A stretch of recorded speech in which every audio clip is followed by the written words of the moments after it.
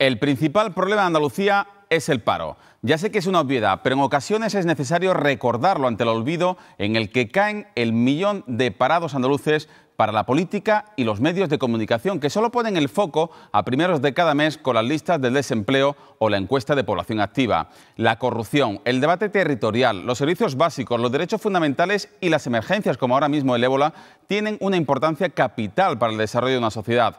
Dudar de ello sería de necios. Pero insistimos, el paro, por encima de todo, es el principal derecho que permite que una persona se realice y prospere. De ahí que saludemos que la Junta de Andalucía anuncie que uno de los pilares de los presupuestos de 2015 será el incremento en obra pública para crear empleo. Obra pública, por cierto, que gestionará en su mayor parte la Consejería de Fomento, que dirigen los socios de Izquierda Unida. Es el titular de portada en un día en el que nos acercamos al fenómeno Podemos y su relevancia y actos en Andalucía con una de las portavoces en nuestra comunidad, con Lucía Ayala. Naturalmente con todos ustedes y por Andalucía, vamos esta noche y siempre a por todas.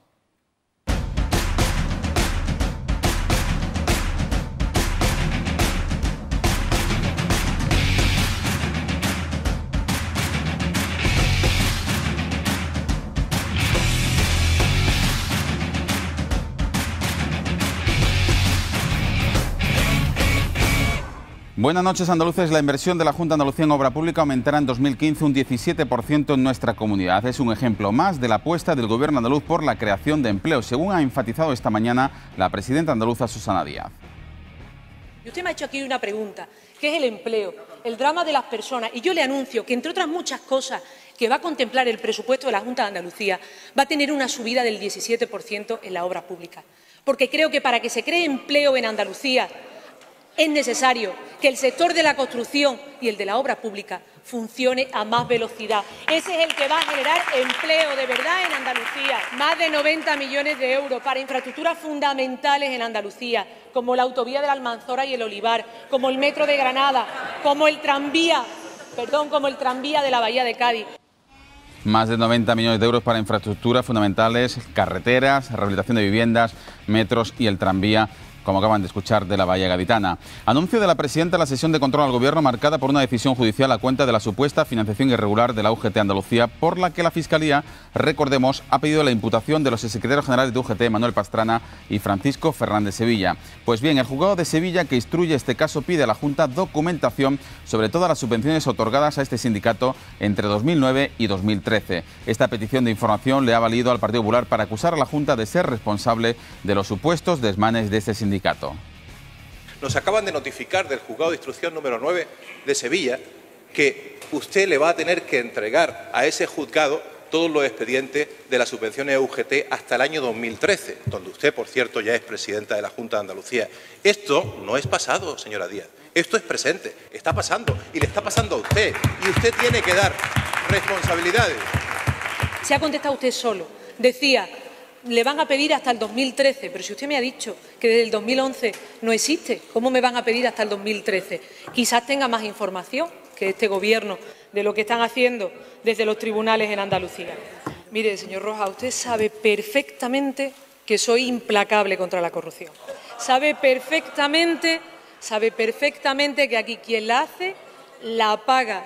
Y de los juzgados una cosa más, porque el exjefe de gestión de formación profesional de la Junta, Teodoro Montes, quien denunció, recordemos, ante la Guardia Civil la adjudicación arbitraria de los cursos de formación, ha testificado esta mañana ante la jueza Alaya, a la que ha confirmado el descontrol en la concesión de estos cursos. Versiones contradictorias sobre la preparación de los hospitales andaluces ante un posible caso de infección del ébola. El sindicato Comisiones Obreras denuncia una gran descoordinación y falta de preparación del personal sanitario, por lo que expresan su preocupación al desconocer si está garantizada la seguridad. Se están dando sesiones informativas que califican de cursos, pero que no son más allá de sesiones informativas de 40 minutos como máximo, con los salones abarrotados, y donde no permiten la intervención de los profesionales y donde se hace todo de forma rápida. Yo entendemos que es más que nada para decir que están formando a los trabajadores, pero eso no sigue ninguna garantía de que los profesionales salgan de ahí formados. Críticas que contrastan con la afirmación ayer de la consejera María José Sánchez Rubio de que los hospitales están preparados para afrontar con garantías cualquier caso que se produzca. Algo que han corroborado esta mañana el jefe de la unidad de infecciones del Hospital Virgen del Rocío de Sevilla y Macarena, también de la capital hispalense, y el director del Hospital Puerta del Mar de Cádiz. Ponemos ahora el foco en la Andalucía de cine que tanto nos gusta. Ya están en Sevilla los actores de Juego de Tronos, los que interpretan a la reina Daenerys, el enano Tyrion, Jaime Lannister y el mercenario Bronn, cuyos admiradores ya curioseaban esta mañana en el entorno del Alcázar de Sevilla. El rodaje comienza mañana, precisamente en el Alcázar, y la próxima semana en Osuna. Y en Almería ha comenzado también esta mañana la producción, el rodaje de la superproducción Clavius. Y esta noche el Teatro Lope de Vega de Sevilla ha acogido el estreno nacional de Patente de Corso, protagonizada por los compadres Alfonso Sánchez y Alberto López, actores también del Mundo es Nuestro y 8 apellidos vascos. El Cabeza y el Culebra ponen sobre las tablas esta obra basada en textos de Arturo Pérez Reverte, que viajará por toda España. Los protagonistas tienen el reto de llenar las 3.200 butacas del nuevo Palacio de Congresos de Sevilla. Son los asuntos fundamentales que abordaremos en la tertulia en compañía de los 4 analistas que nos van a acompañar esta noche. Son Isabel Morillo, Pilar Navarro, Ángela Cañal y José Luis Gómez. Los 4 se incorporarán en unos minutos a la entrevista que comenzamos en este momento con uno de los referentes de Podemos en Andalucía, una de sus portavoces, Lucía Ayala. Buenas noches. Hola, buenas noches. Y muchísimas gracias por acompañarnos aquí en el plató de A por Todas, donde hemos recibido a compañeros tuyos aquí, pero sí nos gustaría pues que tú nos explicases nuevamente lo que es el fenómeno Podemos y sobre todo en Andalucía. ¿A qué aspiráis? Bueno, lo que aspiramos es lo que venimos repitiendo desde que surgimos en enero, desde que empezamos a trabajar juntos y juntas en enero. Queremos cambiar el sistema político de este país y eso pasa por iniciar un movimiento ciudadano como el que hemos hecho, que trabaje para la construcción de una mayoría social en el que lleguemos a las instituciones y cambiemos el sistema político desde dentro. Un sistema político que queréis cambiar desde dentro. Supongo que esa misma receta vale para Andalucía. Claro, por supuesto, vale para cualquier nivel territorial y en eso estamos trabajando. Hay gente trabajando desde a nivel estatal como hasta en el pueblecito más pequeño. ¿Y en Andalucía cómo estáis organizados? Bueno, como en el resto de los territorios de España. Ahora mismo las estructuras que aglutinan el trabajo de la gente son los círculos y estamos justamente ahora en un proceso constituyente, como imagino que muchos de vosotras y vosotros sabréis. Estamos en plena Asamblea Ciudadana que terminará el 15 de noviembre y en el que vamos a fijar definitivamente la estructura organizativa de Podemos. ¿Crees que habrá elecciones anticipadas en Andalucía? Bueno, estas cosas son siempre casi quinielas, ¿no? Hay muchos indicios que dicen que parece que puede ser o que no, pero en cualquier caso lo que sí tenemos claro es que cuando se den esa cita electoral Podemos va a estar ahí. Podemos va a estar ahí con siglas propias. Claro, ahora mismo, de todas formas, tenemos que tener claro que, como decía, estamos en un proceso constituyente en el que se está debatiendo, un debate ciudadano abierto, en el que se van a fijar la ruta política, la hoja de ruta política, y todas estas cuestiones se perfilarán definitivamente a partir del 15 de noviembre. Pero en cualquier caso, claro, tenemos toda la voluntad y la decisión del mundo para ir a por todas y, por supuesto, estar en las elecciones autonómicas como Podemos. ¿Usted sería una buena candidata? ¿A usted le gustaría ser candidata? Bueno, la cuestión es que en Podemos las lógicas son diferentes. Pensamos, no repetimos los patrones de la vieja política, como también siempre no nos cansamos de repetir y en este caso lo tiene que decir la gente. O sea, todos los órganos representativos van a pasar por unas primarias abiertas ciudadanas, es decir, todas las personas que están inscritas en Podemos pueden elegir o ser elegidas. Y en ese sentido, bueno, ya se verá cuando llegue el momento, la gente que tenga o que tengamos, según se vea la fuerza y la energía y la convicción, pues daremos un paso adelante o no, y luego es la gente la que tiene que decir si seremos candidatos o no. Esas primarias abiertas se hacen a través de Internet, según tengo entendido. ¿Se garantiza así la democracia interna, habida cuenta de que evidentemente pues, recibirán más apoyos aquellas personas que más se mueven en la red o que tengan una mayor popularidad en los medios de comunicación, ¿no? Bueno, en este sentido, las votaciones, las primarias y todas cuando pedimos la decisión y la opinión y el voto de la gente, lo hacemos a través de Internet por una cuestión de intentar llegar precisamente al máximo número de personas. Eso no quiere decir que solo las personas que manejan las redes pueden tener acceso. De hecho, estamos animando y animaremos en el futuro todavía con más ahínco a que las estructuras territoriales que se crean sean precisamente ese puente con la ciudadanía que ayuden a que la gente que no tiene acceso a Internet pueda tener. Y en este sentido, al final va a dar igual en una votación si una persona se acerca, pongámonos la situación, a una urna con un papelito o a una persona con un ordenador que le está diciendo clique usted aquí ponga su nombre y pinche la opción que desee, ¿no? Entonces, esta votación presencial, sea para cualquier tipo de decisión, va a ser vamos, un elemento fundamental. Las previsiones electorales, según las encuestas, os sitúan en España como tercera fuerza política, incluso pisándole los talones al Partido Socialista. En Andalucía, el barómetro de la SER lo situaba con un 18% como tercera fuerza, muy distanciados incluso de Izquierda Unida. ¿Os sorprendió ese resultado? Bueno, como todo en Podemos son sorpresas gratas desde que empezamos. Empezamos con mucha ilusión, con muchas ganas, pero hasta que no vas viendo los resultados, hasta que no vas viendo que la llamada que hace, si es verdad que es recogida por la gente, pues claro, siempre hay un poco un factor sorpresa y sobre todo un empuje a seguir trabajando. Y no olvidemos que en la encuesta que menciona estábamos como la primera fuerza política en intención directa de voto. Los primeros, evidentemente. Sí, 25%. Y además, esta pregunta que decía con qué partido se identifica usted más, era Podemos el número 1. Entonces, es muy importante ver cómo los andaluces y las andaluzas ya no ven como una opción de gobierno viable, factible y deseable, además. Los encuestados señalaban que la opción mayoritaria del gobierno que preferían los andaluces era una alternativa, una coalición, una alternativa de izquierdas con Izquierda Unida, Podemos, Equo. ¿Esa posibilidad la contempla Podemos en este momento?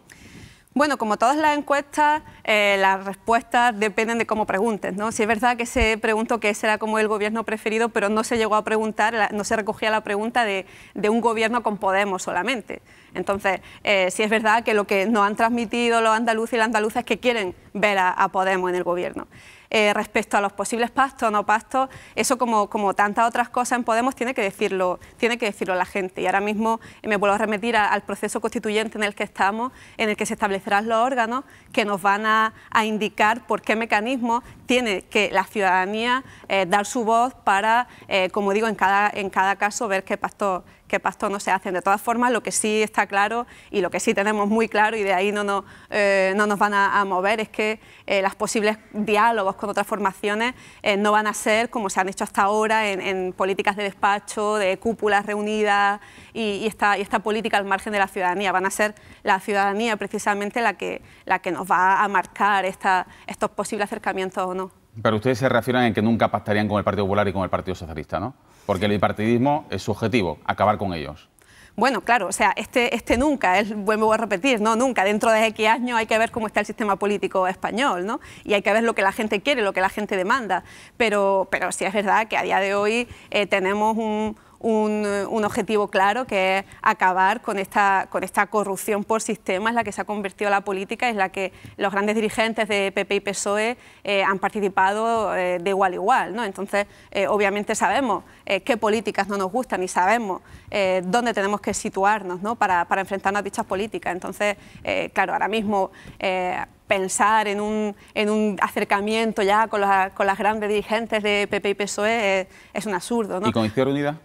Con Izquierda Unida pasa también un poco lo mismo, ¿no? Pero hay que diferenciar, como decía, esta política de cúpulas de partidos reunidas en un despacho y la gente. Hay gente, y ahí me refiero a los militantes de base, a los ciudadanos que votan una u otra acciones políticas, que ahí sí que, vamos, no importa de dónde vengan, no pedimos carné. Y de hecho, siempre lo comentamos, ¿no? A nosotros se acercan los posibles votantes que tengamos, van a venir de opciones políticas políticas muy diferentes. Incluso un porcentaje alto de exvotantes del PP ahora manifiestan su intención de votar a Podemos, ¿no? Está la encuesta esta de Celeste Tel, en el que el 17% de los votantes, de los futuros votantes de Podemos, declaró haber sido votantes del PP. Entonces hay que diferenciar mucho la gente, los militantes de base, la ciudadanía que está harta, da igual a quien haya votado en el pasado, está igual de harta de esta corrupción, de los recortes sociales, etcétera, a las clases dirigentes políticas, que son las que están causando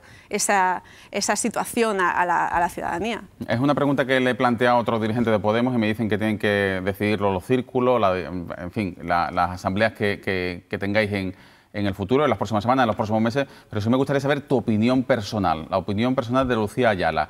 ¿Es posible una alianza, un pacto, un acuerdo con Izquierda Unida estando la coalición de izquierdas gobernando con el PSOE en la Junta de Andalucía? ¿O usted cree que debería romper con el PSOE para alcanzar cualquier tipo de sinergias con Podemos? Mi opinión personal, que también yo creo que es compartida por mucha gente y como bien le han dicho los compañeros, eso es las cuestiones estratégicas y eso no es una cuestión menor, tenemos que decidirla entre todas y todos. Ahora bien, es lo que decía, o sea, pacto en el sentido de hacer un frente de izquierda, hacer una sopa de siglas, eso no lo vamos a buscar porque no es lo que queremos. No creemos que la solución a la situación social y política de este país pase por una nueva suma de siglas para más hacia la izquierda, más hacia la derecha. Estamos fuera de ese marco discursivo, no estamos en esa lógica de la vieja política, de bueno, ahora pues tú nos sumamos, entonces tenemos más fuerza y tal. Hemos roto con ese esquema. Hemos roto con ese esquema y lo hemos visto desde el 25 de mayo, ¿no? Como el bipartidismo se ha quebrantado y con él se ha arrastrado a todo el sistema político español, ¿no? Entonces, bueno, en ese sentido, es lo que decía, estamos por la unidad popular, por la construcción de una mayoría social, y es desde ahí donde vamos a trabajar, nunca desde la lógica como digo, de suma de siglas. Sí, pero usted no me contesta a la pregunta. ¿Izquierda Unida debería romper con el PSOE para intentar buscar alianzas con otras fuerzas de izquierda? Eso lo tienen que decir los dirigentes y los militantes de Izquierda Unida. O sea, no soy nadie, no somos nadie desde Podemos para decirle a Izquierda Unida qué tiene que hacer en líneas estratégicas. Nosotros sabemos qué tenemos que hacer nosotros respecto a nuestras líneas estratégicas en el plano político y en esto estamos centrados. Desde su punto de vista, como ciudadana, que supongo que le gustará la política, que analiza la política diaria, ¿cree que la presencia de Izquierda Unida en el gobierno de la Junta de Andalucía ha sido positiva? Después de ver los decretos de exclusión social, el derecho a la vivienda, en fin, todas esas cuestiones. Bueno, claro, aquí en Andalucía tenemos una situación especial respecto a otras comunidades autónomas, ¿no? Bueno, está el caso de Extremadura y demás. Aquí obviamente la imagen que se tiene por parte de la ciudadanía de Izquierda Unida no es la misma que se puede tener en otras comunidades las que no gobiernan, ¿no? Y por lo tanto quizá tampoco se le dé pie a cometer errores o no. Pero obviamente es algo que pasa factura y a la opinión pública, a la opinión ciudadana le pasa factura.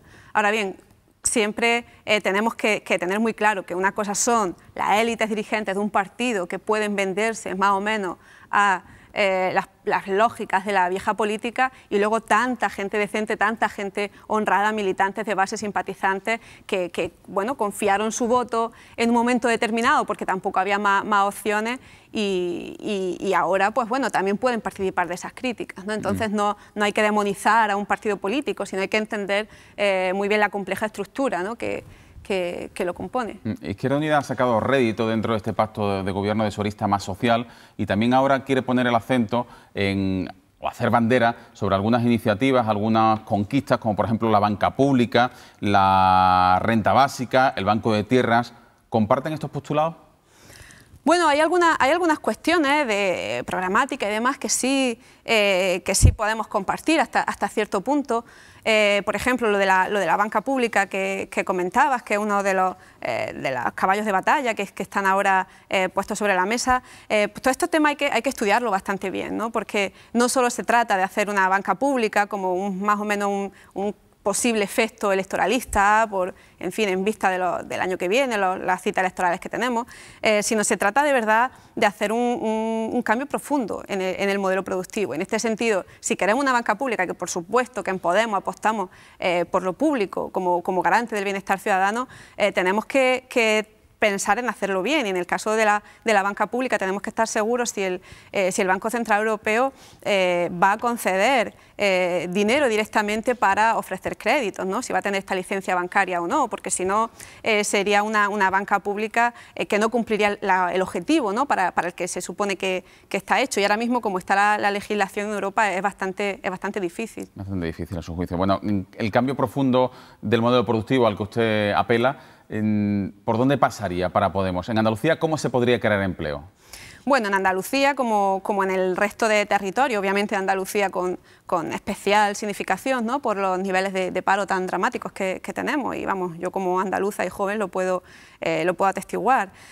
Pasa por un cambio en la manera de hacer política. Siempre nos remitimos, si hacemos algunas medidas, ¿no? Escuchábamos antes a Susana Díaz con este tema de las obras públicas y demás, al final solo son como, si me permites la metáfora, como parches en un sistema que no funciona. Podemos hacer un parchecito por aquí y tapar una sangría de parados que aumentan por aquí o por allá. Lo que nosotros planteamos precisamente es dejarnos de parches, dejarnos de medias tintas y de verdad proponer un cambio que nos permita solucionar los problemas de raíz, no atajar a síntomas concretos. Entonces, en este sentido, pasa por, obviamente, cambiar el sistema político, empezando por cambiando el perfil de los representantes políticos, ¿no? Sí, pero ¿por qué modelos productivos apostaría Podemos? En Andalucía está claro pues la pujanza del sector turístico, el agroalimentario, pero, por ejemplo, ¿apostaría por la construcción, de nuevo? ¿Apostaría por la investigación biosanitaria? ¿Por las energías renovables? Como digo, es un tema complejo, porque hay que hacer muchas cositas antes para poder llegar a ese punto. Entonces, si no entendemos todas las cositas que hay que hacer, cositas, digo yo, ¿no? Son grandes empresas, ¿no? Políticas. Si no hacemos todas estas cositas antes, no va a servir de nada las líneas que propongamos. Pero obviamente hay que tener una visión estratégica. Lo que no se puede es seguir apostando por el turismo, seguir apostando por la construcción, que ya hemos visto que son modelos productivos que nos llevan a la situación que estamos hoy, ¿no? Nos lleva a la burbuja inmobiliaria, alientan la corrupción, etcétera. Hay que tener una visión estratégica más allá. Si ya se empezó a hacer, por ejemplo, proyectos de desarrollar la industria de energías renovables, que aquí en Andalucía tenemos un gran potencial por nuestros recursos naturales y también otro tipo de sectores, como los sectores sociales. Somos además también bueno, lo sabemos, ¿no? Aquí en Andalucía, las materias primas, el sector de la pesca, de la agricultura, etcétera. Tenemos mucha riqueza que se podría explotar de una manera viable y sostenible. Pero, como digo, para llegar a ese punto de desarrollar estas políticas concretas, estos modelos productivos concretos, tenemos todavía que arreglar los cimientos del edificio, porque si no, no va a servir de nada, se nos va a caer de nuevo. Bueno, pues ese cimiento del edificio está sustentado en un estado de las autonomías, en un debate actualmente en España tan enconado, con posturas en las antípodas sobre el modelo territorial español. ¿Por qué apuesta Podemos? ¿Por un Estado federal? Y en este caso, ¿qué papel a su juicio debe jugar Andalucía en el Estado autonómico futuro de Andalucía, de España? Bueno, ahí como en otras cosas me remito a la voluntad de la gente, ¿no? O sea, que la gente decida qué modelo quiere. Y ese es el punto de partida que tenemos. Es decir, no basta solo con decir yo quiero imponer o quiero tender hacia la independencia o no de Cataluña, sino vamos a hacer la democracia que realmente sea la que dicte lo que tiene que pasar. ¿Usted cree que los catalanes deberían votar el 9 de noviembre? Por supuesto, nosotros estamos a favor de que la gente decida, pero no con esas cuestiones, con todas. Es que es una cosa de puro sentido común. Si imponemos las cosas a la gente van a generar rechazo, malestar y además no tiene sentido en una sociedad que se llama democrática. La base de todo, como digo, desde lo más chiquito hasta lo más grande, tiene que ser permitir que la gente, la ciudadanía, dé su voz y diga qué quiere, no que se le impongan modelos. Y luego, pues bueno, lo que se decida por mayoría, pues todos democráticamente se acata y a seguir trabajando juntos y juntas. Vuelvo a la pregunta anterior. ¿Usted cree en la autonomía andaluza, en el estado de las autonomías o en un estado recentralizador? Bueno, la cuestión que trabajamos en Podemos es que sea el conjunto de la ciudadanía quien decida para el conjunto de situaciones. Sí, pero supongo que tendrán una especie de programa, algunas líneas básicas en las que tendrán definido o por lo menos estudiado esta situación, ¿no? Un debate capital ahora mismo en España, ¿no? Sí, o sea, obviamente es un debate capital y en ello estamos trabajando por un Estado en el que todo el mundo se sienta cómodo, y esa es también una de nuestras líneas de trabajo, ¿no? Un Estado en el que la gente que ahora quiere independizarse del centralismo del Estado que ahora tenemos, deje de tener ese deseo de irse porque se siente a gusto, y en eso estamos trabajando, en crear un Estado para todo y para todas. Por supuesto, es una opinión también mía personal. Yo soy de España y me gustaría que España siguiera siendo un país unitario, ¿no? Ahora bien, el país que yo quiero no es el que hay ahora. Quiero una España en la que todos los españoles y españoles se sientan a gusto, estén donde estén, en cualquier punto del territorio. Y es eso, precisamente lo que estamos trabajando, ¿no? En cambiar el modelo de país para que acoja a todo el mundo y no excluya a nadie. Venga, volvemos en tan solo 4 minutos, vamos a hacer una pausa y volvemos con Lucía Ayala y ya los 4 analistas que se incorporan esta noche aquí, a la mesa de A por Todas.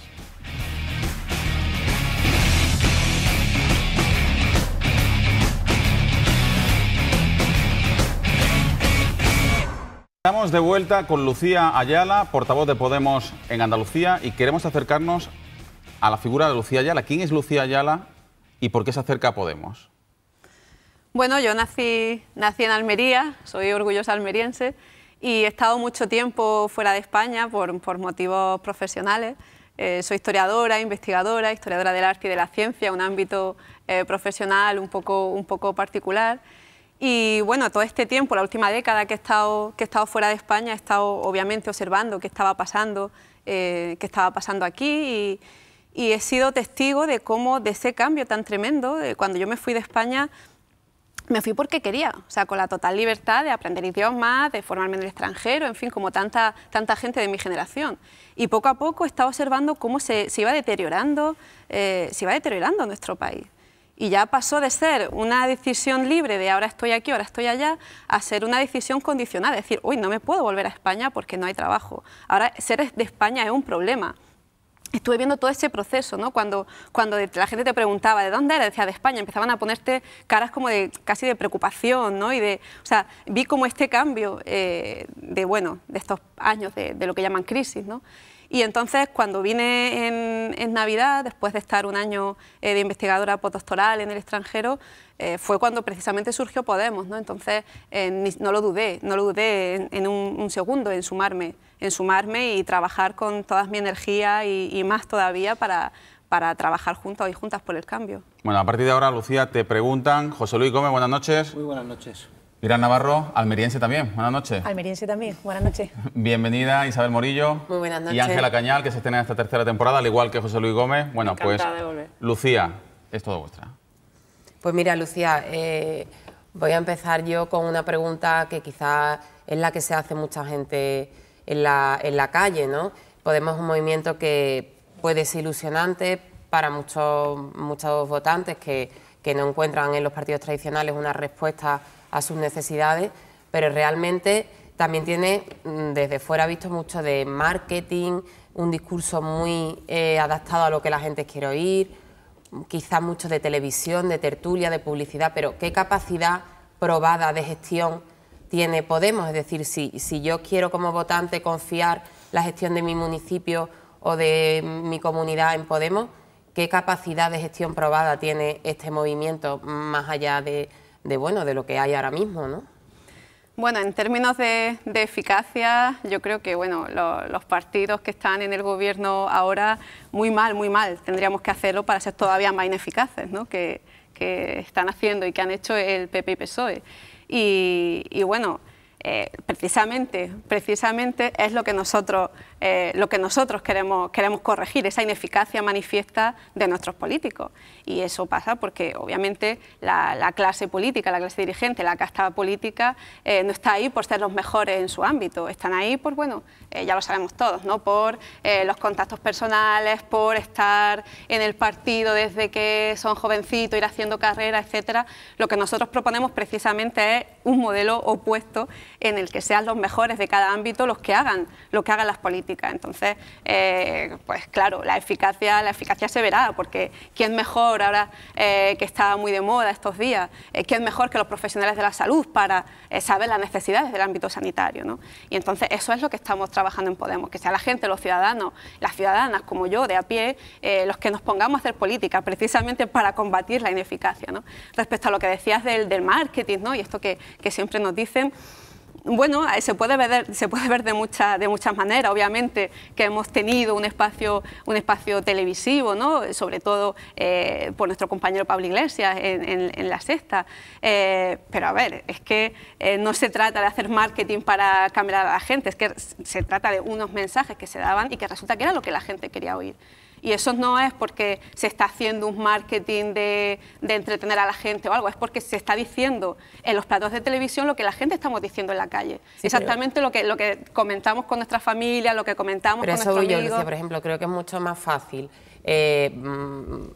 hablar y decir lo que la gente quiere oír, que después realmente que eso, llevarlo a la práctica, sea real y sea posible, ¿no? Es ese punto que creo que es complicado, de equilibrio entre, está muy bien decir que vamos a dejar de pagar la deuda de los bancos, pero realmente, por ejemplo, ¿no? ¿Qué pasaría en la sociedad y en la clase media si se deja de pasar la deuda, si se deja de pagar, perdón, la deuda de los bancos? Es un poco ese discurso tan utópico, tan adaptado a lo que realmente los ciudadanos desde nuestras casas estamos deseando oír, y luego si realmente eso es posible llevarlo a la práctica, ¿no? Precisamente, si en algo trabajamos son en problemas reales y con soluciones concretas que van a llevar a cabo y están llevando a cabo, por una parte, con todo este apoyo ciudadano y luego, por otra parte, como decía, contando con el apoyo de los mejores expertos. Para mí no hay mayor utopía, si se quiere utilizar ese término, que decir que hemos superado la crisis, que está todo maravilloso y que hay una expectativa de crecimiento estupenda, ¿no? Eso no es utopía para mí, desde mi punto de vista, eso es precisamente la utopía, ¿no? Entonces, ahí tenemos, por ejemplo, al fiscal anticorrupción Jiménez Villarejo, que ha estado haciendo todo un programa, un paquete de medidas contra la corrupción, es decir, los mejores expertos en cada ámbito, haciendo con el respaldo ciudadano y con el feedback ciudadano, haciendo las políticas en los diferentes ámbitos, ¿no? Y por supuesto que es eficaz, ¿no? Y ahí tenemos expertos económicos que están empezando a trabajar unas líneas programáticas en economía, por ejemplo, ¿no? Pero, es decir, si me permite, eso está muy bien y de hecho opino que deberían tomar buena nota el resto de partidos políticos, ¿no? Y hacerlo más, y no solo rodearse de ciertos expertos que normalmente además son los mismos solo a la hora de hacer el programa electoral, sino hacerlo continuamente. En eso estoy de acuerdo. Pero ahora bien, hacer la carta a los Reyes Magos, algo así como lo que decía Isabel antes, ¿no? Pues es muy fácil. Cada experto pide lo que cree que sería lo mejor, estupendo, pero ¿estáis preparando las cuentas de lo que eso costaría y de dónde saldría el dinero? Y en términos positivos, me gustaría también preguntar, porque claro, siempre que se escucha el discurso de algún dirigente de Podemos, que además de estar muy bien formado y preparado, lo cual yo también alabo y me gusta, pues siempre o casi siempre definir vuestras políticas en términos negativos, es decir, sabemos lo que no queremos al bipartidismo, no queremos que la clase política de tal manera, o la casta, como la llamáis vosotros, no queremos este sistema productivo, como contestaba antes al moderador, pero en términos positivos, ya sabemos lo que no queréis. ¿Qué ofrecéis a la ciudadanía? En concreto, en Andalucía, ¿cómo se cambiaría el modelo productivo? Porque, claro, aquí todo el mundo habla de cambiar el modelo productivo. Yo escucho al PP decir que quiere cambiar el modelo productivo andaluz. A la presidenta de la Junta también la escucho decir lo mismo. A ti te he escuchado decirlo, pero ¿cómo propone Podemos cambiar el modelo productivo? Es una pregunta muy concreta. Sí, vamos, lo que decías, que es también una de las cosas, de los lugares comunes, ¿no? que se nos quieren achacar siempre, ¿no? Esta carta a los Reyes Magos, ¿no? que decía. Nosotros, en realidad, lo que pedimos son cosas muy sencillitas. A veces parece que se quiere revestir de mucha... eso se nos quiere poner esa etiqueta, utopía y tal, pero estamos pidiendo primero que se cumplan las leyes, que no se cumplan. Decirme si eso es utópico, si para vosotros es utópico, vale, ¿no? Estamos diciendo que la democracia sea realmente democracia, en la que la gente pueda tener realmente voz y voto sobre lo que pasa con sus vidas, su dinero, etcétera. O sea, son cosas muy sencillitas. Se trata de todas estas cosas que ahora, muy de base, no están funcionando, pero que están ya, muchas cosas están ya sobre el papel, solo se trata de hacerlo lo que ya se ha consensuado y a partir de ahí seguir trabajando, obviamente, porque no nos conformamos con lo que está en la Constitución y con lo que está, y con lo que, como decía antes, con lo que está sobre el papel. Entonces no es ninguna carta de los Reyes Magos decir queremos que se cumplan las leyes, queremos que se haga justicia, queremos que la corrupción se extirpe como práctica habitual del sistema político. Yo creo que son cosas bastante de sentido común, bastante razonables y bastante realizables. Y es el punto de partida para todo lo demás. Y sí es verdad que tenemos claro qué es lo que no queremos ser castas, no queremos seguir contribuyendo a que los poderes financieros y las élites políticas decidan por el resto de ciudadanos lo que les beneficia a ellos en detrimento a nosotros, pero eso está también compaginado con lo que queremos, y siempre lo decimos, queremos una sociedad en la que la gente pueda decidir qué modelo de Estado quiere, pueda decidir qué quiere que se haga con su dinero, y entonces es lo que antes ponía un poquito de metáfora con el edificio, ¿no? Tenemos que construir estos cimientos del edificio, para que luego, a partir de ahí, podamos seguir trabajando. Y esos cimientos del edificio pasa por estas cosas tan sencillas, tan normalitas, que no son para nada utópicas y son perfectamente realizables.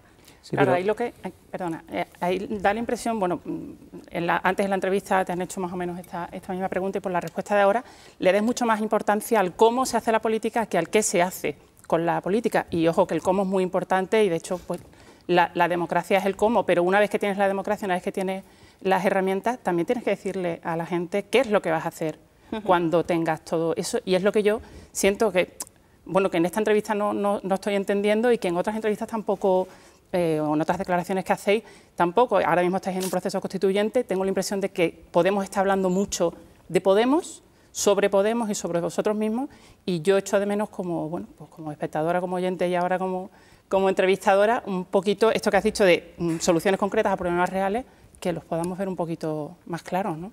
Sí, eso es lo que también comentábamos antes un poco, y que es lo que yo creo que falta por entender, y no se trata de eludir respuestas o de dar posicionamientos ambiguos, se trata de intentar hacer que la gente entienda que Podemos es una herramienta puesta al servicio del ciudadano. Y entonces, como tal, no se trata de marcar totalmente todo ese pack de posicionamiento sobre determinadas cosas que tiene que ir asociada a Podemos, sino que se trata de poner una herramienta para que la gente diga qué quiere que vaya dentro de ese pack que es Podemos, ¿no? Entonces, en este sentido, el cómo es fundamental porque el cómo en Podemos, el método, lo que llamamos, siempre decimos, ¿no?, que Podemos es más que nada un método, eso es lo que cambia el planteamiento de hacer política.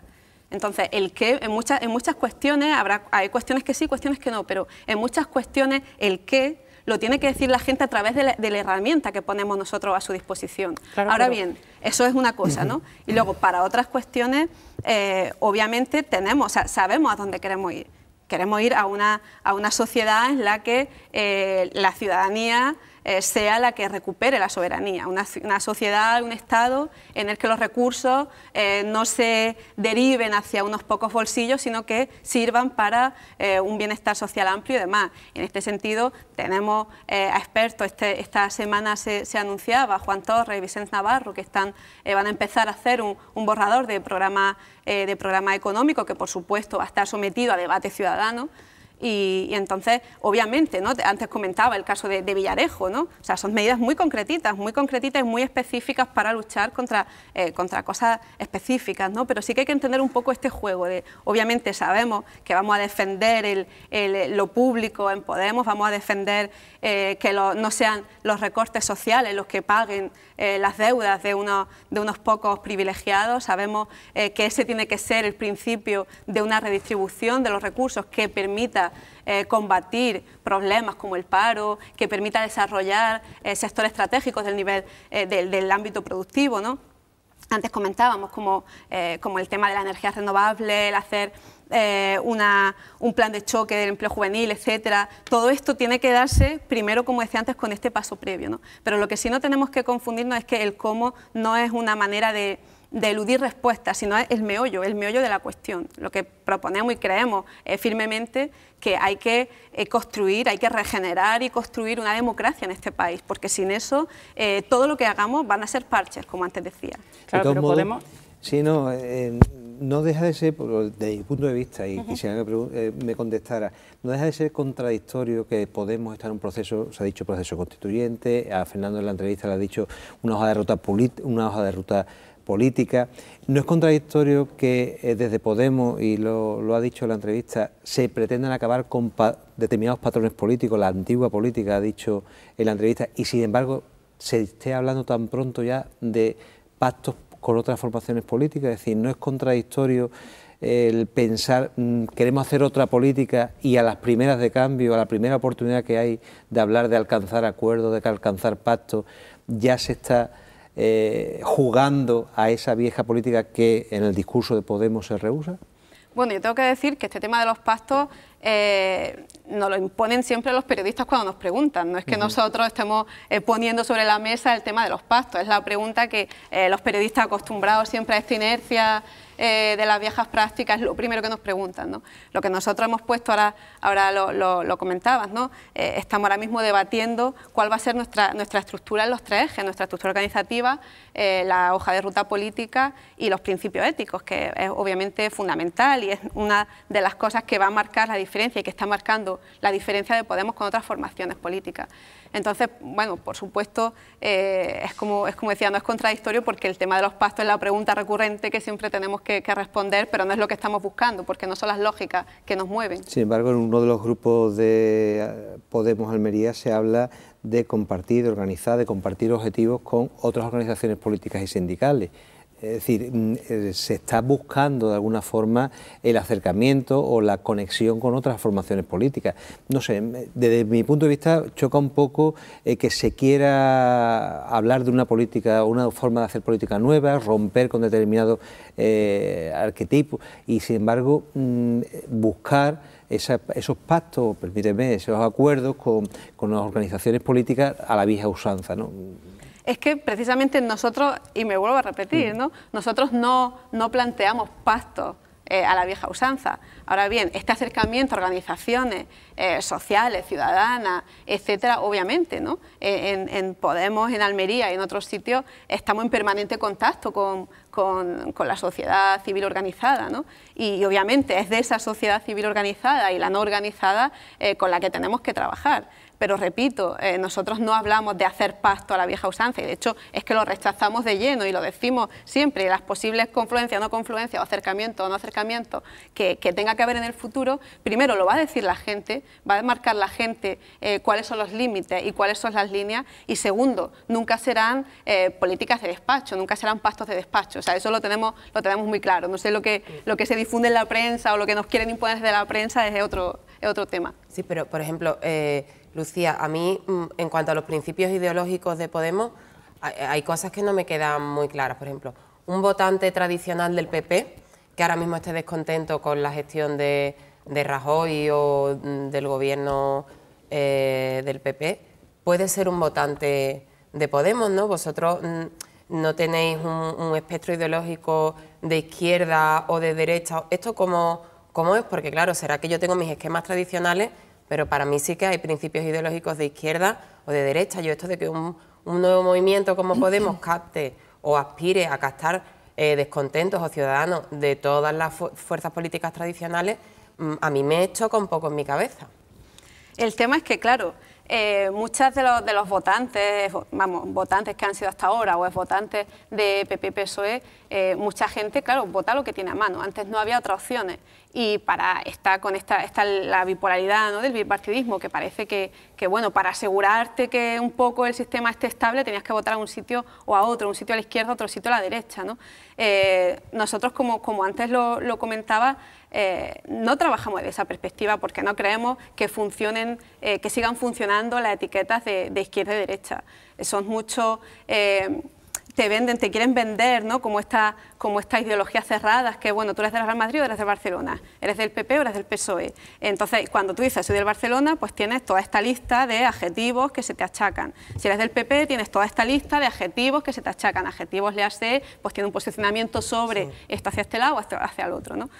Entonces nosotros creemos que eso está caduco porque no funciona. O sea, hay que romper también con ese eje. Es como un espacio ahí que se ha creado, ¿no? Esta polaridad, bueno, tú estás en el centro, más para acá, más para allá, y lo que nosotros decimos, la ciudadanía tenemos que trabajar en transversal, es decir, hay una mayoría social a día de hoy, esto se han visto con las mareas, se vio en el 15M, que está unida por unos consensos que han surgido por la situación en la que estamos, y unos consensos que están basados en la defensa del derecho a la vivienda, la defensa de un trabajo digno, ¿no? Todo lo que vimos que unía a la gente, a esa marea de gente que salía desde el 15M, las mareas, las marchas de la dignidad, etcétera. Es decir, todo eso son consensos sociales que se están dando y simplemente lo que estamos haciendo es hacernos eco de eso, ¿no? Entonces, y ahí nos preguntamos si tú tienes un carnet, vienes de un sitio y vienes de otro. Pero eso significa, por ejemplo, a la hora de las alianzas postelectorales, que yo voy a ejercer de periodista y voy a preguntar por eso, ¿Podemos puede realmente llegar a gobernar o pactar con cualquier partido político? A ver, obviamente no. Nuestras líneas rojas están muy claras.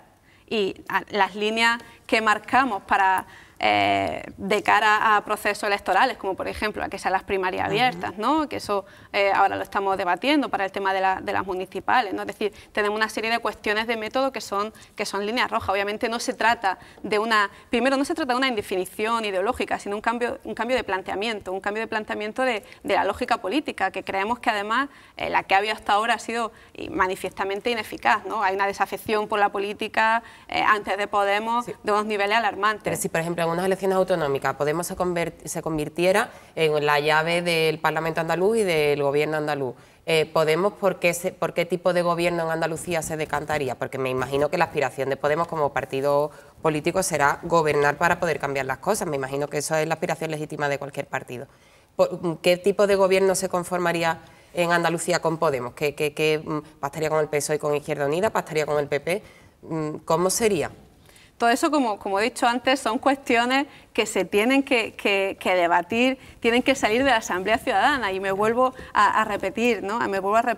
No es una cuestión de evadir temas peliagudos, sino es del método que nosotros proponemos, ¿no? Es decir, las líneas estratégicas tienen que estar consensuadas entre todas y todas. Lo que sí tenemos claro es que mientras que los partidos del PP, sea PP, PSOE, Izquierda Unida, o llámale como le llame, sigan defendiendo unas políticas que van en contra de la ciudadanía, nosotros no vamos a estar ahí. No vamos a estar ahí Está muy bien capitalizar el desencanto de la ciudadanía o la ilusión de la ciudadanía por el cambio, pero yo pregunto, ¿no tienen los ciudadanos derecho a saber qué están votando?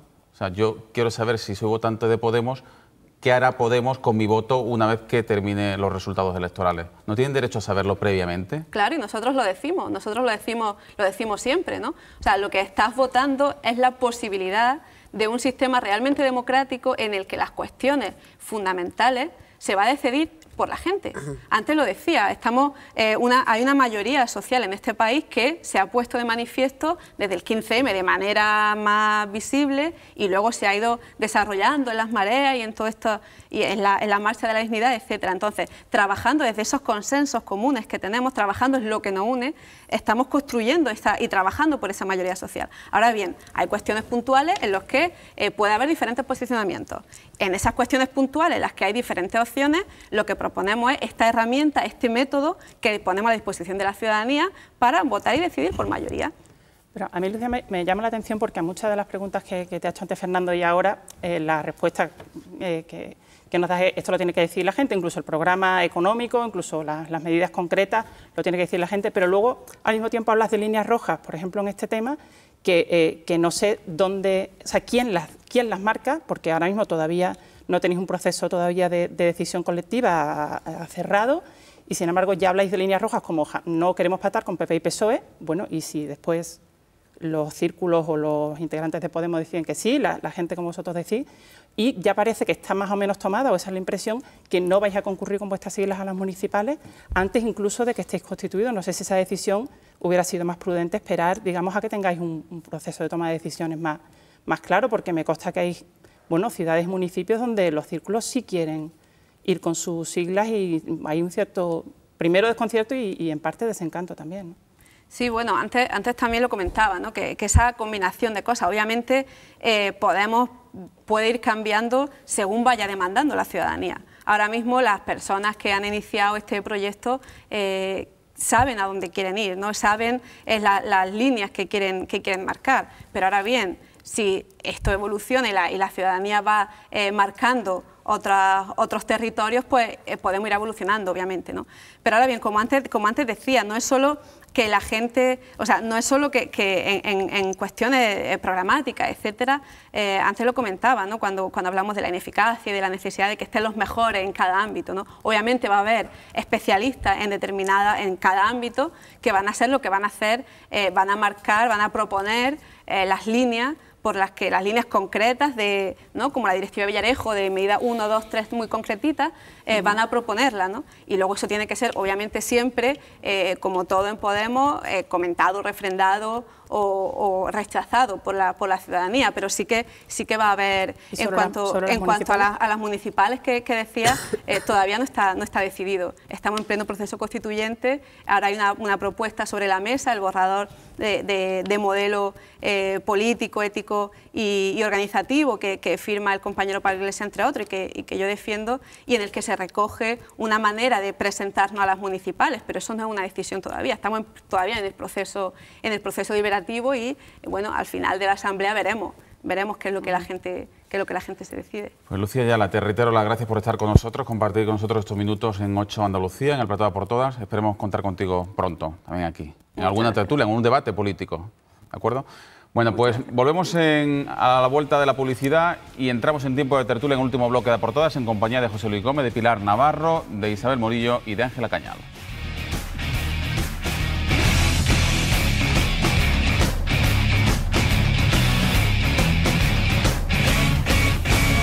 Tiempo de tertulia en A por Todas, en compañía de José Luis Gómez, de Pilar Navarro, de Ángela Cañal y de Isabel Morillo, a quienes pido una opinión que sea brevemente antes de entrar en otros asuntos de actualidad que han marcado la alerta informativa en la jornada de hoy sobre el discurso de Podemos que hemos tenido retratado hoy pues en la figura de Lucía Ayala. Bueno, pues como me pasa siempre que escucho a dirigentes de Podemos, veo muchísima inteligencia, muchísima táctica, muchísima estrategia y echo de menos un poco respuestas a lo que pide el común de los mortales y los ciudadanos, que son un poquito más de concreción sobre las cosas. Yo entiendo que ellos han hecho su dibujo, su hoja de ruta y tienen un objetivo muy claro, que no pasa por las municipales, ni por las autonómicas, ni por el Parlamento Europeo, que ya ha dicho Pablo Iglesias que no sirve para nada, sino que va por la Moncloa. Me parece muy bien, pero no sé si es lo que la gente quiere, porque la gente también quiere un alcalde de Podemos, los votantes de Podemos, ¿no? También quieren su alcalde de Podemos y su presidente de comunidad autónoma de Podemos, y ellos me parece que no están mucho por dar respuesta a eso. Sí, yo creo que están más en un escenario de estrategia, un escenario más de forma de cómo llegar a, pero lo que no, al menos de momento lo están contando es cuando lleguemos vamos a hacer esto, Andalucía necesita tal, o como bien dice Ángela, ¿no? Tal municipio se puede gestionar de esta forma. Yo creo que le faltan medidas concretas que el ciudadano pueda percibir que se puedan desarrollar, en este caso en esta comunidad autónoma. Están más todavía en la estrategia, en la forma y en el discurso de decir, bueno, eso lo decidirán los ciudadanos. Yo creo que los ciudadanos están también esperando algo más, mucho más concreto y más específico de lo que hasta ahora mismo están expresando aquí en Andalucía.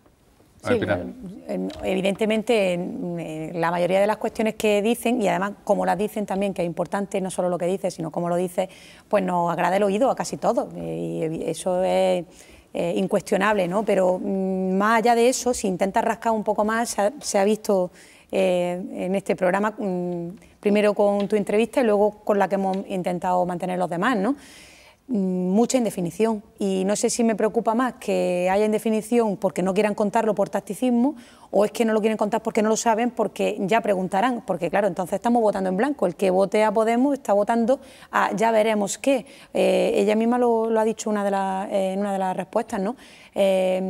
Nuestro futuro votante votará una posibilidad de que a lo mejor se cambie, no sé qué. Hombre, esa indefinición, si aspiran, por ejemplo, a gobiernos serios, el Gobierno de España o el Gobierno de la Junta de Andalucía, al cual evidentemente solo podrán llegar vía pactos, que por eso la gente le pregunta tanto por los pactos, pues lo veo una indefinición peligrosa, ¿no? Aunque es verdad que su discurso gusta, pero luego la realidad es otra, ¿no? Claro, ¿cómo se le pueden exigir responsabilidades a un partido sobre el que no sabe cuál es el programa que va a cumplir, ¿no? Bueno, tampoco se le puede decir, por esta regla de 3 tampoco, porque el PP prometió no sé cuántas cosas y nada más llegar hizo lo contrario, y se ha visto ahora también con la ley del aborto y con otras muchas cosas, o sea, eso tampoco... Sí, pero al Partido Popular lo podemos examinar. Bueno, el pueblo sí, por lo puede menos examinar por lo que cumple o no cumple, igual que el resto de partidos, pero por ejemplo, si tenemos, como dices tú, un voto en blanco eso sí es de verdad. qué voy a hacer, van a decidirlo después, pues ¿qué responsabilidad siquiera se le puede exigir a este partido? Isabel.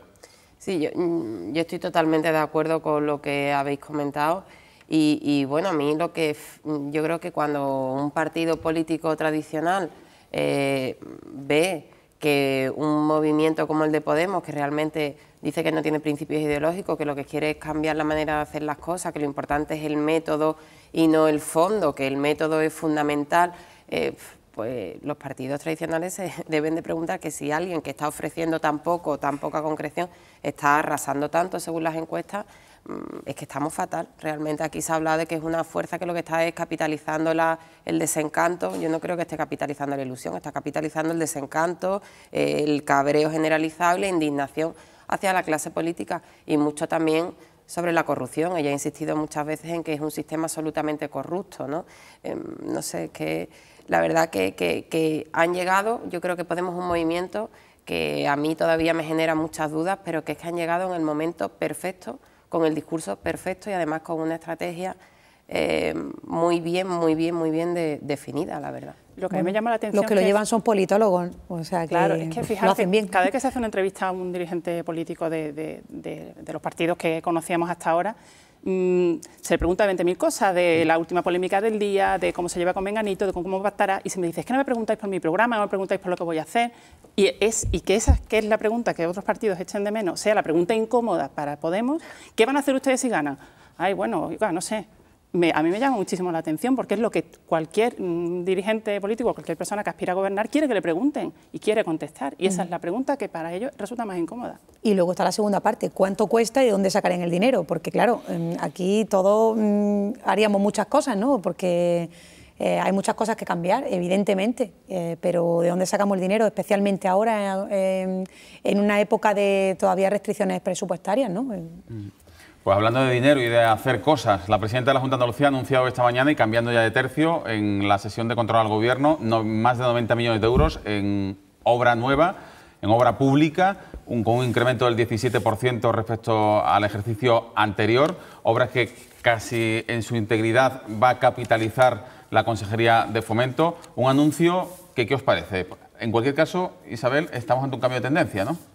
Sí, hombre, llevamos 6 años de restricciones presupuestaria durísima, donde aquí, por una cuestión política, se ha dado una estocada de muerte a la inversión y se han dedicado, o por lo menos eso es lo que ellos defienden, a intentar salvar los servicios públicos fundamentales como la sanidad y la educación, y de repente, después de 5 o 6 años, y sin que todavía ellos admitan que hay una recuperación económica y asfixiados por el Gobierno central, según ellos mismos denuncian, va a haber un incremento de la inversión elevado y 90 millones más a la inversión. O sea, a mí es que este presupuesto me resulta un poco complicado de entender, porque si no van a recaudar más porque la economía no mejora, si el Gobierno central en vez de ayudarnos cada vez nos está asfixiando más, y cómo se va a hacer más con menos, es decir, cómo de repente tenemos dinero para pagar la extra de los funcionarios y para programar obra pública nueva, ¿no? No sé, ahora mismo es una nebulosa tan grande y unos números tan difusos que, bueno, en cualquier caso, creo que haya inversión y obra nueva es positivo, porque significa que habrá empleo, ¿no? No sé. Sí, desde luego, es una buena noticia siempre y cuando, en fin, encaje en el presupuesto y, como dice Isabel, ¿no? Y los números pues encajen, ¿no? Porque algunos mensajes pueden ser contradictorios, ¿no? Y eso está claro, ¿no? Habrá que ver la letra chica del presupuesto.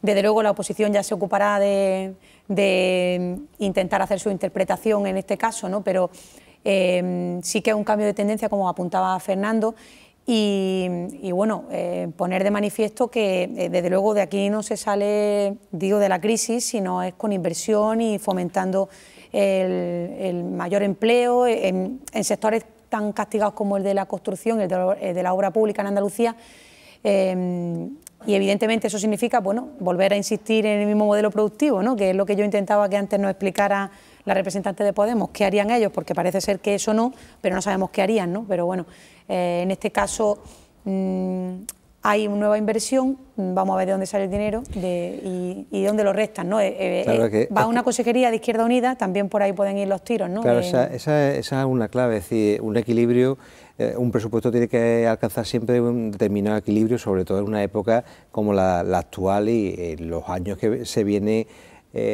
cómo se viene ejecutando y desarrollando y elaborando los presupuestos en los últimos años. La noticia de una forma aislada, es decir, que se suba un 17%, que haya más de 90 millones en inversión, es una gran noticia. Ahora bien, queda el matiz en un presupuesto de equilibrio, y si aumento un 17% y aumento determinados millones en inversión, en una inversión necesaria, en una materia necesaria que crea empleo, es decir, hasta ahí intachable. ¿Qué partida presupuestaria o qué parte del presupuesto se puede ver tocado como consecuencia de ese incremento? Yo creo que ese matiz no, al menos falta en este momento, y que bueno, al final ese presupuesto tiene que jugar un equilibrio para que esa mejora en la inversión necesaria para crear empleo, para crear riqueza en materia de obras públicas, carreteras, directamente relacionado con una mayor satisfacción, bienestar para la ciudadanía, turismo, es decir, todo está relacionado, pero siempre y cuando no sea a costa de, yo siempre lo digo, a costa de sanidad, a costa de servicios sociales, a costa de políticas de bienestar. Hombre, evidentemente que esa es la pregunta y tendrá que responderse en pocos días, en pocas semanas, cuando se tenga toda la letra del presupuesto andaluz. En cualquier caso, si este Gobierno, por lo menos esta presidenta, sí ha hablado entre sus líneas estratégicas económicas, ha hablado de la construcción sostenible, pues la pregunta que entonces se le hizo fue, oiga, construcción sostenible, ¿cómo? Si no hay dinero, de ninguna manera, ¿esto qué es? ¿Rehabilitación solamente de viviendas, cambiar ventanas? ¿Con esto no se recupera toda la construcción? Bueno, aquí un poquito está también esa respuesta a esa apuesta o esa línea estratégica que ha puesto el Gobierno. Luego, evidentemente, que en todos los presupuestos, en este y en de cualquier otra administración, hay unas lógicas políticas y unas lógicas electorales que todos conocemos, ¿no? Me gustaría que antes de concluir este programa hablásemos de dos asuntos, evidentemente las antípodas. Para acabar con buen sabor de boca, quiero hablar de la Andalucía de cine, saber vuestra opinión pues, sobre Juego de Tronos, Clavius, que hoy ha empezado el rodaje en Almería, pues Patente de Corso, que se ha estrenado nacionalmente esta noche en el Teatro Lope de Vega de Sevilla. Pero antes me gustaría pues, que dieseis vuestra opinión sobre la decisión de la Junta de Andalucía, evidentemente impulsada, auspiciada, solicitada por el Ministerio, de activar a la máxima alerta sanitaria en nuestra comunidad. Los hospitales de referencia en Andalucía pues, están con todos los protocolos activados de emergencia. No alarma, pero sí alerta, indican las autoridades sanitarias. Pero hemos visto esta mañana críticas y cierto desconcierto, ¿no?, por parte de los médicos y de las enfermeras a través de protestas convocadas por comisiones obreras en los hospitales sevillanos, diciendo que no están preparados, que están un poco preocupados porque creen que no está garantizada la seguridad. E incluso han pedido la dimisión de la ministra de Sanidad y también del ínclito consejero de Sanidad de Madrid. No sé si tenéis que opinar algo al respecto. Bueno, para empezar, sí, evidentemente lo lógico es lo que se acaba de decretar, ¿no?, la alerta, porque es que somos la frontera natural de África, o sea, es que es normal. Lo preocupante sería lo contrario, ¿no?, que no se activasen las alertas, ¿no? Eso no quiere decir alarma, como ha intentado explicar la consejera, creo que bastante bien. En este sentido, yo pienso que la Junta de Andalucía está actuando de forma modélica, ¿no?, porque está siendo leal con el Gobierno de España, a pesar de cómo lo está haciendo, que todos podemos tener la opinión, yo creo que coincidente, ¿no?, de que está siendo un desastre la gestión de esta crisis a nivel de Ministerio y de Gobierno de España, pero a pesar de eso, bueno, no están haciendo leña del árbol caído, entre otras cosas porque, claro, en cualquier momento, Dios no lo quiera, pues puede darse un caso aquí en Andalucía, ¿no? Y evidentemente, pues comprendo también la preocupación de los sanitarios, ¿no?, de los especialistas, y me ha gustado mucho el que se haya dicho hoy mismo por parte de la consejera que se van a revisar los protocolos y que no solo nos vamos a ceñir a lo que diga el protocolo de la Organización Mundial de la Salud, que me parece estupendo que diga que hasta que no tenga no sé cuántos grados centígrados no está la alerta dada, pero bueno, más sabrán los médicos que están día a día con los enfermos, los que están en urgencias, etcétera, para poder asesorar, en este caso, a la consejería, ¿no? Y mejorar esos protocolos. Y no solo mejorarlos, sino incluso hacerlos más exigentes. Yo prefiero que haya más alerta o que se aísle a más gente por posible peligro y que luego no sea nada, a que nos ocurra lo contrario, lo que nos ha pasado con esta auxiliar de enfermería en Madrid, ¿no? Sí, yo creo que se escucha efectivamente, si hoy escuchabas a la consejera de Salud en Andalucía, pues un poco te da la sensación de que estamos preparados, que todo está activado, que no va a haber ningún problema, que si nos tocara un caso, pues hay 8 hospitales de referencia, no por provincia, lo que no tiene cualquier otra comunidad autónoma, pero sinceramente, después de escuchar a los sindicatos en las puertas de los hospitales haciendo protestas y diciendo que no han recibido formación, que no estamos preparados y tal como lo que está ocurriendo en Madrid, a mí me quedan muchas dudas y las personas cercanas que conozco que no están metidas en ninguna historia política de nada, que son profesionales de la sanidad, médicos o enfermeras, que les he podido preguntar, me dicen que en sus hospitales no ha habido ningún curso específico, que sí, que el sindicato propuso, que realmente una formación específica y en cada centro de referencia gente preparada y formada en serio. A mí me dicen que no la hay, por lo visto la respuesta de la Junta es que no tiene que haberla, pero yo preferiría que la hubiera, la verdad. A mí es que me parece, bueno, el mensaje de tranquilidad de estamos preparados y están todos los protocolos activados, me parece muy bien y me tranquiliza, pero casi como ciudadana me tranquiliza más el mensaje de estamos revisándolo todo y si no estamos preparados en algo lo vamos a estar, porque si lo que ha pasado en Madrid, pues lamentablemente no se puede remediar, pero es muy importante conocer qué ha pasado y qué errores han cometido, porque allí también estaban todos los protocolos perfectamente preparados, y resolverlo. Yo prefiero humildad de todas las administraciones, decir, mire, yo creo que estamos preparados, pero lo vamos a volver a mirar todo de nuevo, y si falta cualquier cosa, y si los sindicatos nos están diciendo, nos falta formación, no sabemos bien cómo, bueno, pues quitarnos el traje o cómo pasar, decían, cómo trasladar a los enfermos a través de los hospitales, cómo atravesar las salas, que se vuelva a mirar. Si yo prefiero que se diga, no sé si estoy preparado en esto, lo voy a mirar y me voy a asegurar de que sí lo estamos, porque el protocolo perfecto no existe y todos los protocolos se van mejorando precisamente cuando se cometen errores. Porque de los errores que se han cometido en Madrid aprendamos y mejoremos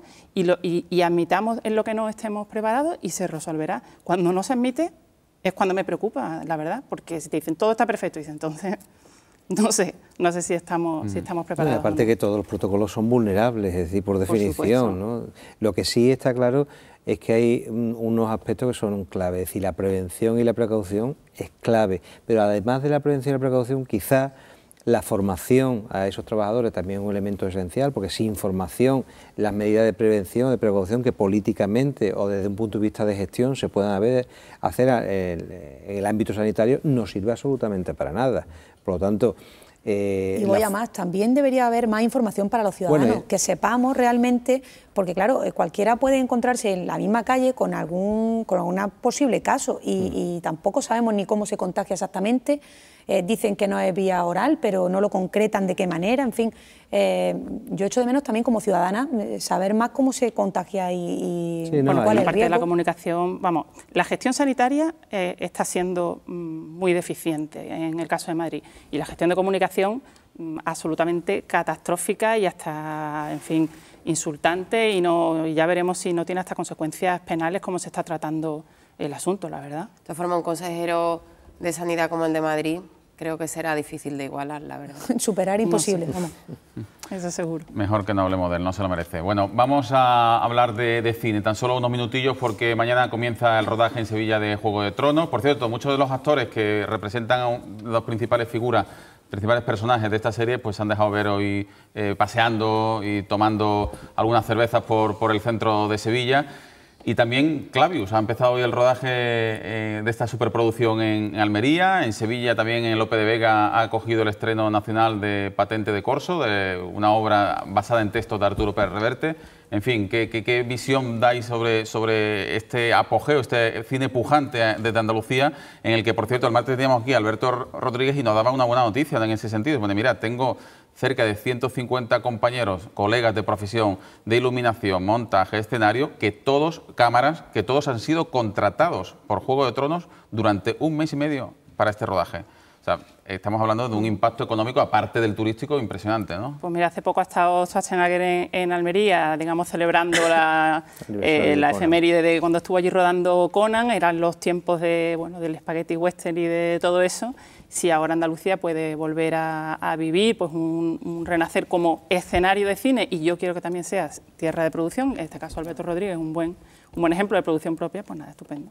Yo creo que con Juego de Tronos podemos estar muy satisfechos por lo que supone de proyección internacional, de reclamo turístico, pero también nos podemos sentir orgullosos de que aquí hay una industria audiovisual que está asistiendo a ese rodaje. Es decir, hay mucha gente que desconoce y que no sabe que efectivamente la mayoría de los profesionales y profesionales muy cualificados del país de la industria cinematográfica o audiovisual son andaluces y están en Andalucía, ¿no? Entonces yo creo que bueno, ya que siempre nos castigamos tanto, pues por lo menos en esto nos podemos felicitar y siempre, claro, seguir mejorando, y hay muchas cosas que mejorar, pero el Juego de Tronos está aquí porque los Alcázares son un escenario idílico y precioso, pero porque aquí hay mucha mano de obra muy cualificada, ¿no? Sí, bueno, y porque ha habido un trabajo también de campo de nuestro compañero y contertulio Carlos Rosado, que la verdad que... Que no me vaya a reñir, que yo no le quito mérito, ¿eh? Él solo no, pero con su equipo de gente y con, en fin, teniendo la materia prima como es los enclaves privilegiados, ¿no? Las playas de Almería, que os voy a contar, ¿no? Y además, evidentemente, los magníficos profesionales que hay en nuestra tierra, ¿no? O sea, que lo único que habría que pedir, porque yo por lo menos siempre pido un poquito más, es que haya más vocación de continuidad y que esta gente no solo esté contratada un mes y medio por este rodaje, sino que tengan más, que haya más rodaje y que todo esto se dinamice más, ¿no? Lo que pasa es que afortunadamente las noticias de este tipo se hacen de ya más habituales durante el año. Hace unos años era un rodaje de gran impacto lo que se hacía, y afortunadamente, bueno, pues hoy estamos hablando de Juego de Tronos, de la película que se está rodando, empieza a rodar en Almería. Yo creo que se está dejando de ser noticia, y yo creo que eso es bueno porque empieza ya a ser algo cotidiano. De hecho, a propósito de tu reflexión, nos decía Carlos Rosado ayer, que estuvo de tertuliano, que no podía ser más explícito, pero que en breve iba a poder confirmar que una gran televisión privada española pues iba a rodar durante 6 meses en Andalucía una gran serie de televisión. O sea, que evidentemente se están empezando a recoger frutos, ¿no? Yo creo que sí, y aparte el impacto, es decir, la materia prima, además, Andalucía tenemos la riqueza y la diversidad que tiene, y eso tenemos que saber desarrollarlo cambiando el modelo productivo, ¿no? Según nuestros políticos, pero tenemos que aprovecharlo, no solo de turismo y de comercio y de agricultura vivimos, sino también de otras industrias como esta cinematográfica de tanto impacto mundial, y que no solo es lo que deja, sino el eco que atrae y ese imán que atrae hacia nuestras tierras. Eso es esencial. Venga, buscamos ya por último la opinión de Mercedes de Pablos.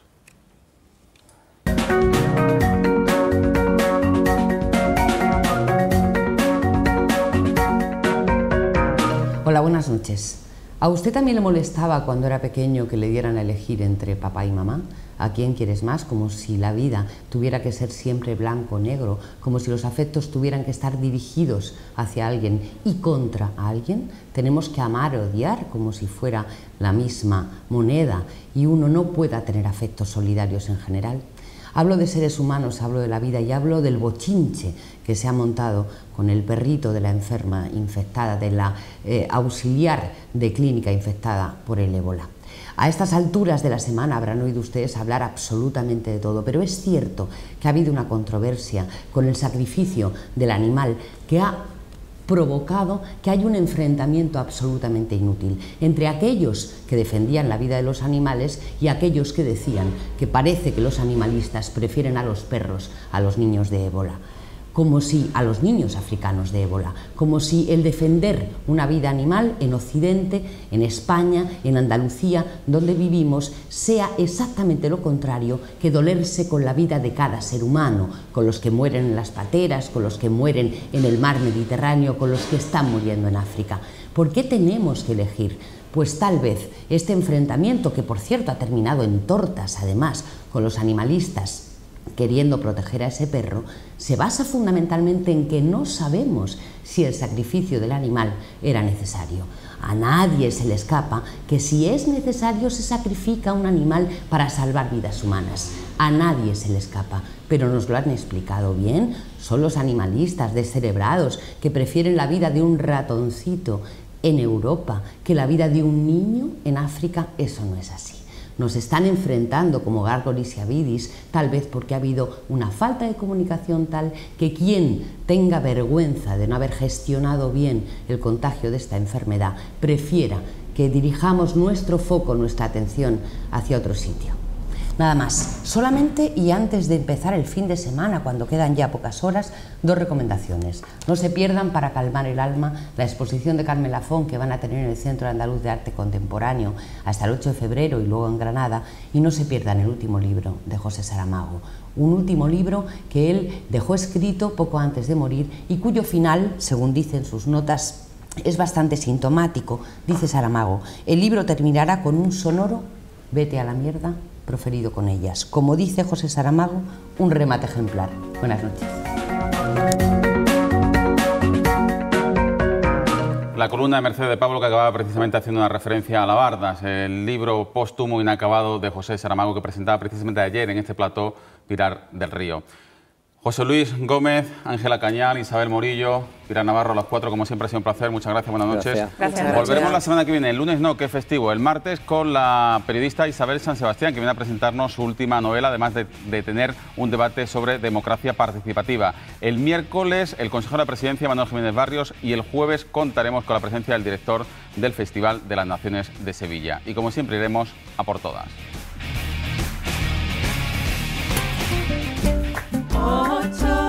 8.